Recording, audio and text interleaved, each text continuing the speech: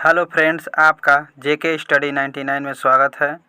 आज हिंदी का prestige set करेंगे कारक मोस्ट इंपोर्टेंट क्वेश्चन। सेशन अच्छा लगे वीडियो को लाइक करें, प्यारा सा कमेंट करें, नए चैनल को सब्सक्राइब कर लें, वीडियो को शुरू से अंत तक देखें। किसी भी एग्ज़ाम के लिए कारक संबंधित क्वेश्चन हिंदी से सिलेबस में है, आपको एग्ज़ाम में हिंदी से क्वेश्चन पूछा जाता है, तो इसे क्वेश्चन 1-2 बनते हैं। आज विस्तृत इस विषय में सभी कारक से क्वेश्चन करेंगे प्रेस्टिक सेट। सेशन को शुरू करते हैं। सेशन को 10 लोगों में शेयर कर दें, व्हाट्सएप, फेसबुक, इंस्टाग्राम पे। नेक्स्ट क्वेश्चन नंबर पहला दिया है, कारक कितने भेद होते हैं। प्रश्न कह रहा है कि कारक के कितने भेद होते हैं। पहला ऑप्शन 7, बी 8, सी 6, डी 9। तो कारक के कितने भेद होते हैं, कमेंट बॉक्स में आंसर देते चलें। कारक के भेद बताना है। तो कारक के भेद होते हैं, आप सभी लोग जानते हैं, 8। कारक 8 प्रकार के होते हैं। नेक्स्ट क्वेश्चन नंबर सेकेंड, वह घर से बाहर गया, इस वाक्य में कौन सा कारक है। वह घर से बाहर गया, इस वाक्य में कौन सा कारक है, कमेंट बॉक्स में आंसर देते चलें। पहला ऑप्शन में दिया है संप्रदान, बी अपदान, सी करण, डी कर्ता। तो हमें बताना कौन सा वाक्य कारक है, कमेंट बॉक्स में आंसर देते चलें। क्वेश्चन नंबर सेकेंड का है अपदान कारक, किसी चीज़ से अलगाव होता है, जैसे पेड़ से पत्ते गिरते हैं। राम दिल्ली से बनारस गया, तो एक दूसरे से राज्यों से अलगा हुआ है, पेड़ से पत्ता अलगा हुआ है यानी अलग हुआ है। देखिए, घर से बाहर गया यानी घर को छोड़कर अलग हो गया, तो इसे पूछे वाक्यों को तो अपदान कारक होता है। नेक्स्ट क्वेश्चन नंबर थर्ड देखेंगे। थर्ड में दिया है कि वह अगले साल आएगा, इस वाक्य में कौन सा कारक है। वह अगले साल आएगा, इस वाक्य में कौन सा कारक है, तो कमेंट बॉक्स में आंसर दें। पहला ऑप्शन में दिया है, सही आंसर दें। पहला ऑप्शन में है संबंध, बी कर्म, सी संप्रदान, डी अधिकरण। कौन सा आंसर सही होगा क्वेश्चन नंबर थर्ड का, तो इसका होगा वह अगले साल आएगा, इस वाक्य में कौन सा कारक होगा, तो अधिकरण। वह अगले साल आएगा तो अधिकरण होगा। अधिकरण में देखिए प्रतीक होता है पहचानने के लिए, में और पर। वह अगले साल में आएगा यानी इसमें देखिए कारक ये बीच में अगले साल में आएगा, यहाँ पर साल और आएगा में बीच में रहेगा, यानी यहाँ पर रिक्त यानी खाली है, लुप्त कर दिया गया है। आपको पहचान कर इसमें सेट करके आपको कारक बताना पड़ेगा। क्वेश्चन नंबर थर्ड का होगा अधिकरण। अधिकरण में कौन कौन से कारक होते हैं, में पर संकेत के पहचानने के लिए अधिकरण में। नेक्स्ट क्वेश्चन नंबर फोर कह रहा है, साधुओं की संगति में बुद्धि सुधरती है, इस वाक्य में से किस कारक की विभक्ति है। क्वेश्चन नंबर 4 का आंसर दे कमेंट बॉक्स में। पहला ऑप्शन में दिया है संप्रदान कारक, बी करण कारक, सी अपदान कारक, डी अधिकरण कारक। क्वेश्चन नंबर 4 का आंसर दें कि साधुओं की संगति से बुद्धि सुधरती है, इस वाक्य में से किस कारक का है, तो करण से। पहला चौथा का question number B, question number चौथा का बी सही होगा, करण से। करण से होता है अधिकरण, पूछेगा तो में पर होता है। अपदान के लिए तो अलगाव से होता है। संप्रदान के काके के लिए लगाव के लिए होता है। तो नेक्स्ट क्वेश्चन नंबर 5, किस वाक्य में अपदान कारक है। पहला ऑप्शन, राम ने रावण को तीर से मारा, बी मोहन से अब सहा नहीं जाता, सी हिमालय से गंगा निकलती है, डी चाकू से फल काटो। तो इसमें पूछ रहा है अपदान कारक। अपदान कारक यानी अपदान में होता है अलगाव के संबंध में, और से यानी अलगाव से अलगाव। जैसे कोई चीज़ बाहर से भीतर, भीतर से बाहर जाती है, जैसे बताए थे पेड़ से पत्ते गिरते हैं, तो उसी प्रकार इसमें बताना है। देखो ऑप्शन हम बता दिए हैं, बी सी डी चाकू से फल काटा। तो इसका होगा क्वेश्चन नंबर 5 का आंसर होगा हिमालय से गंगा निकलती है, यानी अलगाव होती है कहाँ से, हिमालय से अलग हो रही है कौन, गंगा। कौन अलग हो रही है? तो गंगा। नेक्स्ट क्वेश्चन नंबर 6 के लिए किस कारक का चिन्ह है? बताना है के लिए किस कारक का चिन्ह है। पहला ऑप्शन अपदान, बी करण, सी कर्म, डी संप्रदान। तो के लिए, अब के लिए किस कारक का चिन्ह है? तो के लिए अलगाव के लिए होता है, के लिए संप्रदान यानी अलगाव और अपदान के लिए अलग भी होना और जुड़ने के भी संदर्भ में होता है। तो क्वेश्चन नंबर 6 का आंसर होगा 6 का होगा संप्रदान के लिए, ऑप्शन डी सही होगा। नेक्स्ट क्वेश्चन नंबर 6 कह रहा है का आंसर होगा डी। 7 का आंसर दें, वृक्ष पर पक्षी बैठे हैं, इस वाक्य में पर बताना है, पर कौन सा कारक है? पहला ऑप्शन संबंध, बी अधिकरण, सी कर्म, डी संबोधन। वृक्ष पर पक्षी बैठे हैं, इस वाक्य में पर कौन सा कारक होगा? तो आपको बताएं अधिकरण में होता है में पर, अधिकरण होता है में पर, अपदान के अलगाव के लिए होता है। तो इसका होगा आप 7 का देंगे आंसर बी। नेक्स्ट कोई त्रुटि होगी तो कमेंट बॉक्स में बता दें। क्वेश्चन नंबर 8 निम्नलिखित में वाक्यों को पढ़िए तथा उनमें से कारक को सही भेद को पहचानिए। प्रश्न है कि हे प्रभु मेरी इच्छा पूर्ण करो, हे प्रभु मेरी इच्छा पूर्ण करो। पहला में दिया है ऑप्शन में अधिकरण, बी में संबंध, सी में संबोधन, डी में अपदान। जिस शब्द के बाद ऐसा संकेत लग जाए यानी ऐसा, तो संबोधन कारक हो जाता है। तो इसका होगा 8 का आंसर सी। नेक्स्ट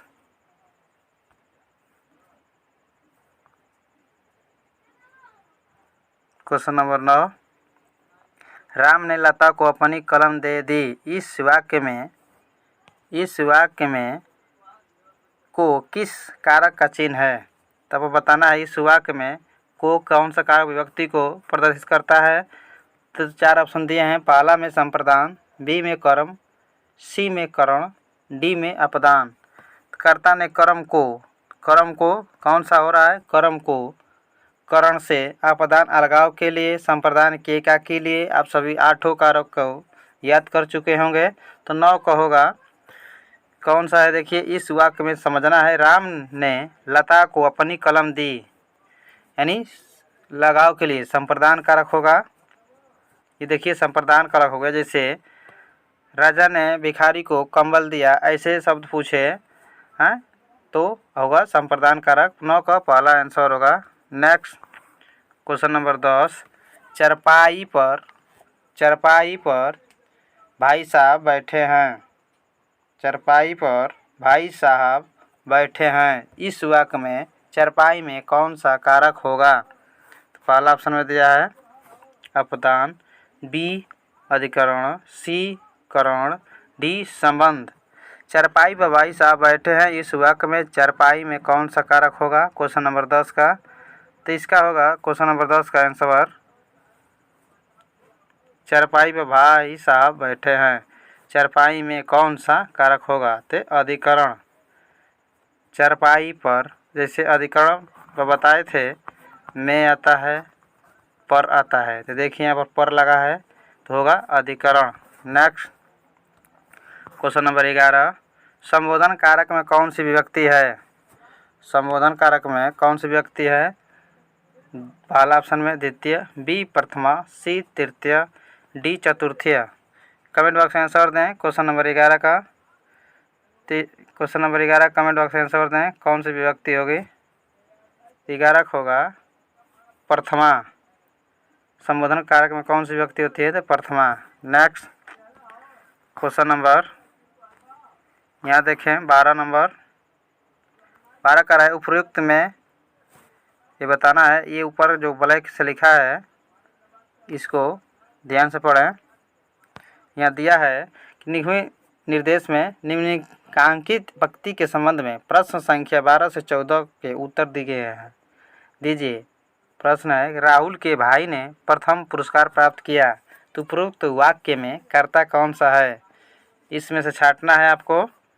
कि राहुल के भाई ने प्रथम पुरस्कार प्राप्त किया। तो पहला ऑप्शन दिया है राहुल, बी में भाई, सी में पुरस्कार, डी में राहुल का भाई। हमें कर्ता ज्ञात करना है इस वाक्य में से। तो कमेंट बॉक्स में आंसर दें। क्वेश्चन नंबर 12 का आंसर क्या होगा? तो होगा कर्ता होगा भाई।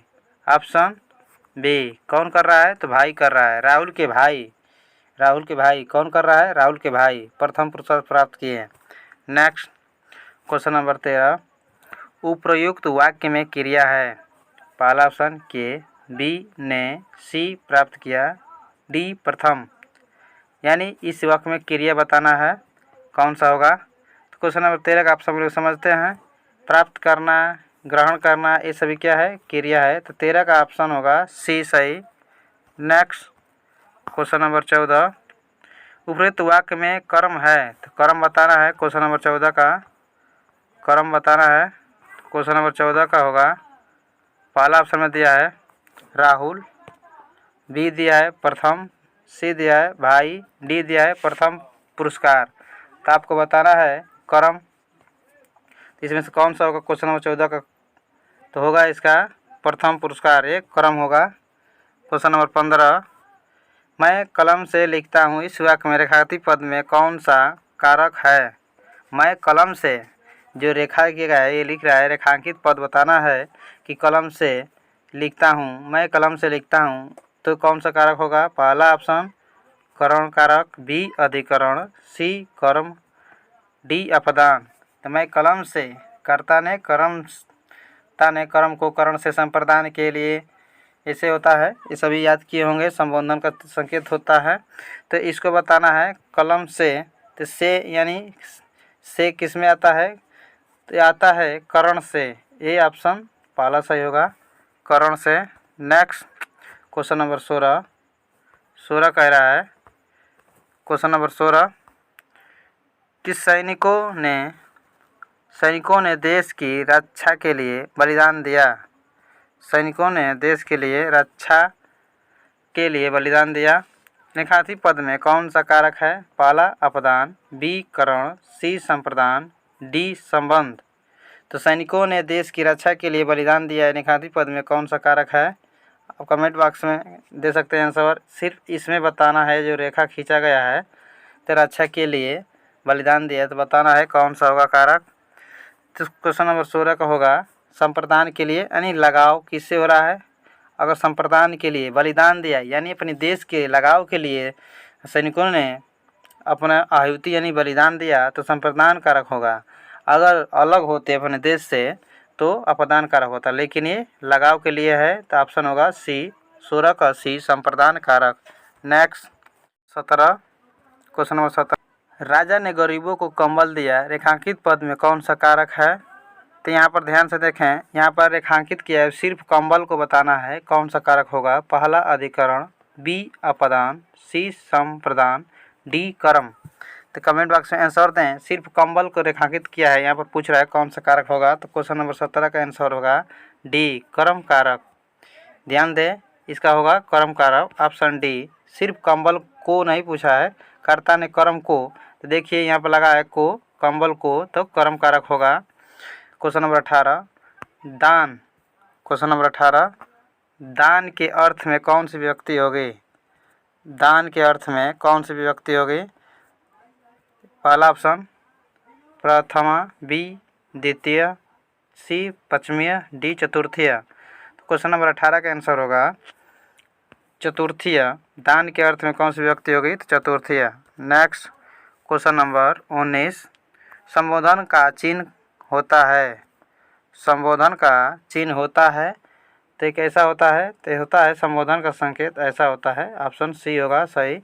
नेक्स्ट क्वेश्चन नंबर 20, इन फूलों का रंग बहुत सुहावना है, इस वाक्य में का किस कारक का चिन्ह है? पहला ऑप्शन कर्म, बी संबंध, सी अधिकरण, डी अपदान। क्वेश्चन नंबर 20 का आंसर क्या होगा? प्रश्न कर रहा है कि फूलों का रंग बहुत सुहावना है, इस वाक्य में का पूछ रहा है। सिर्फ का बताना है हमें, कौन सा कर्म का होगा, संबंध होगा, अधिकरण होगा कि अपदान होगा, तो बताना है। इसका ऑप्शन के अनुसार आंसर दें। तो इसका आंसर होगा बी संबंध का होगा। ये फूलों का रंग के संबंध बता रहा है कि बहुत सुहावना है, तो ऑप्शन बी सही होगा। नेक्स्ट क्वेश्चन नंबर 21, अलग होने के अर्थ में कौन सा कारक है। देखिए, अलग के लिए बताए थे अपदान, संबंध के लिए बताए थे जिसे जोड़ने के लिए संप्रदान, संबोधन के लिए ये संकेत है जैसे हे राम संबोधन करते हैं किसी को, हे प्रभु, ऐसे। संबंध में का की रा री ने आता है, पहला ऑप्शन। तो किसका आंसर होगा, क्या पूछ रहा है, अलग होने के अर्थ में तब अपदान कारक होगा, ऑप्शन 21 का डी सही होगा। नेक्स्ट क्वेश्चन नंबर 22, नमस्कार के योग में कौन सी विभक्ति होती है। पहला ऑप्शन सप्तमी, बी तृतीया, सी चतुर्थीय, डी प्रथमा। क्वेश्चन नंबर 22 का आंसर दें, तो इसका होगा 22 का प्रथम, 22 का पहला सही सप्तमी होगा। क्वेश्चन नंबर 23, मेरी उम्र 50 वर्ष है, इस वाक्य में कारक है। तो पहला ऑप्शन संबंध, बी करण, सी अधिकरण, डी कर्ता। तो क्वेश्चन नंबर 23 का आंसर होगा ए संबंध। नेक्स्ट क्वेश्चन नंबर 24, किताब मेज पर रख दो, इस वाक्य पर कौन सा होगा। विभक्ति का चिन्ह पूछ रहा है। ये ज़्यादातर एग्जाम में विभक्ति नहीं पूछता है, कारक पर सिर्फ पूछता है काकी में। तो 24 का आंसर होगा डी सप्तमी। क्वेश्चन नंबर 25 कह रहा है कि मेरे घर से आपका घर 5 किलोमीटर दूर है, इस वाक्य में घर में कौन सा कारक होगा। Most important question. Question number 25 का आंसर दें, संबोधन, अपदान, अधिकरण, कर्म। प्रश्न है कि मेरे घर से आपका घर 5 किलोमीटर दूर है, इस वाक्य में घर में कौन सा कारक होगा। क्वेश्चन नंबर 25 का आंसर होगा अपदान, यानी दूर है, तो यानी दूर अलग हो रहा है, तो अपदान ऑप्शन 25 का बी। क्वेश्चन नंबर 26, डरना के योग में कौन सी विभक्ति होती है। ये ज़्यादा एग्जाम में नहीं पूछता है। चलिए ये देखिए क्वेश्चन नंबर 27 देखिए, 27 कह रहा है कि चूल्हा बिल से बाहर निकला, इसमें कौन सा कारक होगा। बाहर निकला या भीतर से निकला बाहर, ते अपदान कारक होगा। भूखे को भोजन दो, मोस्ट इंपोर्टेंट क्वेश्चन नंबर 28, भूखे को भोजन दो कौन सा होगा। आंसर दे कमेंट बॉक्स में। पहला ऑप्शन, यहाँ पर पूछ रहा है कि इस वाक्य में को कौन सा कारक होगा, कर्म, करण, संप्रदान, अपदान। क्वेश्चन नंबर 28 कमेंट बॉक्स में आंसर दें। सेशन अच्छा लगे वीडियो को लाइक करें, प्यारा सा कमेंट कर दें, नए चैनल को सब्सक्राइब करें। तो क्वेश्चन नंबर 28 का होगा सी संप्रदान कारक। इस सेशन को यही समाप्त करते हैं। जय हिंद, जय भारत।